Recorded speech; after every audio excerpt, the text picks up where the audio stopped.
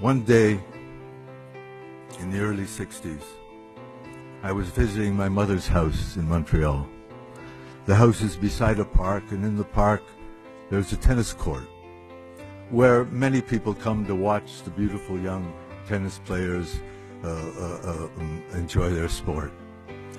I wandered back to this park, which I had known since my childhood, and there was a young man playing a guitar.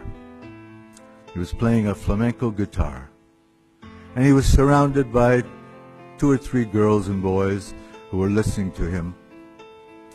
I loved the way he played. There was something about the way he played that captured me. It was the way I wanted to play and knew that I would never be able to play.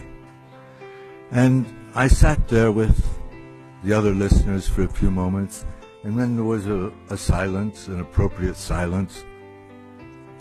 I asked him if he would give me guitar lessons. He was a young man from Spain, and we could only communicate in my broken French and his broken French. He didn't speak English.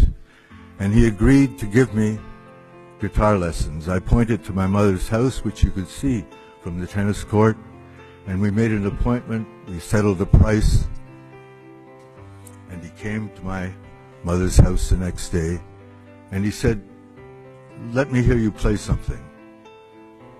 I tried to play something. He said, "You don't know how to play, do you?" I said, "No, I really don't know how to play."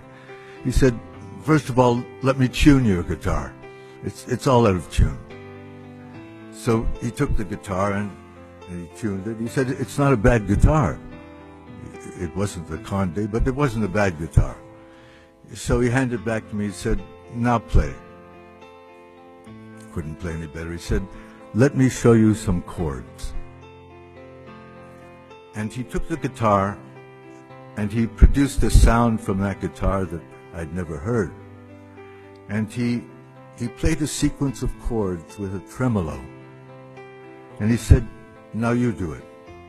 I said, "It's out of the question. I can't possibly do it." He said, "Let me put your fingers on the frets." And he put my fingers on the frets. And he said, now play." It was a mess. He said, "I'll come back tomorrow." He came back tomorrow. He put my hands on the guitar. He placed it on my lap in the way that was appropriate. And I began again with those 6 chords, 6-chord progression that many flamenco songs are based on. I was a little better that day. The 3rd day improved, somewhat improved. But I knew the chords now, and I knew that although I couldn't coordinate my fingers with my thumb to produce the correct tremolo pattern, I knew the chords. I knew them very, very well by this point. The next day, he didn't come. He didn't come.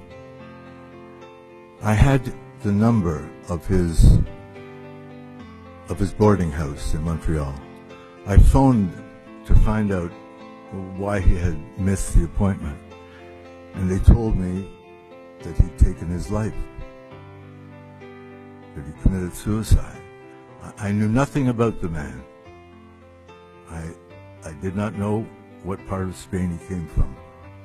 I did not know why he came to Montreal. I did not know why he stayed there. I did not know why he appeared in that tennis court. I did not know why he took his life. I was deeply saddened, of course. But now I disclose something that I've never spoken in public. It was those 6 chords. It was that guitar pattern that has been the basis of all my songs and all my music. So now you will begin to understand the dimensions of the gratitude I have for this country. Everything that you have found favorable in my work comes from this place. Everything that you have found favorable in my songs and my poetry are inspired by this soil. So I thank you so much for the warm hospitality that you have shown my work, because it is really yours, and you have allowed me to affix my signature to the bottom of the page. Thank you so much, ladies and gentlemen.